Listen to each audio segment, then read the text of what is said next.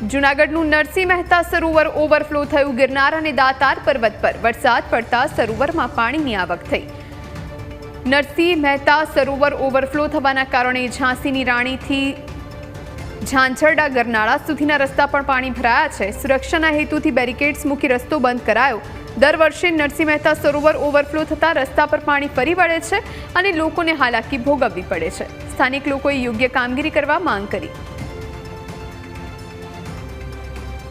વર્ષે નરસિંહ મહેતા સરોવર ઓવરફ્લો થતાં ઝાંઝર ઉપર પાણી ભરાઈ જાય છે અને અમારી સોસાયટી પાસે એટલું પાણી ભરાય છે કે ત્યાંથી નીકળવું મુશ્કેલ થઈ પડે છે અને રસ્તા ઉપર ખાડા પણ થઈ ગયેલા હોય છે। તો કોર્પોરેશનને આપણે વિનંતી કરીએ કે વોકળાની સાફ સફાઈ કરે, વોકળાને ઊંડો ઉતારે અને વોકળાનું લેવલ સરખું કરે તો પાણી બહાર રોડ પર ન આવે અને વોકળો અંદર રહે અને પાણી એનું એમને વયું જાય।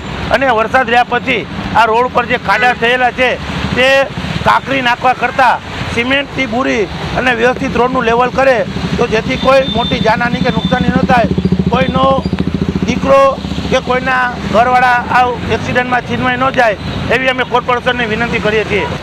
અને દર વખતની આવી સમસ્યાઓ થાય છે તો કોર્પોરેશનને નમ્ર વિનંતી છે અથવા તો કોર્પોરેશનના એન્જિનિયર અને કોર્પોરેટર અહીંયા આવીને અત્યારે વાસ્તવિકતા જોવે તો એને ખ્યાલ આવે કે આમાં કઈ રીતે આનું સોલ્યુશન થઈ શકે।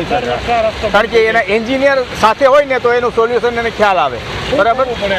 આની અંદર રોકડો ઊંડો ઉતારવો પડે અને થોડીક પહોળાઈ વધારવી પડે, 2 ફૂટ પહોળાઈ ઉતારે ને રોકડો ઊંડો ઉતારે એટલે એની સમસ્યા હલ થાય। જાજા વર્ષોથી ઘણા સમયથી આ લોકો મહાનગરપાલિકાવાળા કાંઈ કરતા જ નથી અને ગરનાળું આખું ભરાઈ જાય છે, બધું આખું ભરાઈ જાય છે। નાના બાળકો સ્કૂલેથી આવવા માટે બહુ જ કરતા તકલીફ વેઠે છે અને આખું ઝાંઝાળા રોડમાં બધું પાણી ભરાઈ જાય છે। આજે કેવી સમસ્યા છે? આજે બહુ જ ખરાબ સમસ્યા। અમે ગાડી લઈને નીકળ્યા હતા, ગાડી પણ નથી નીકળતી।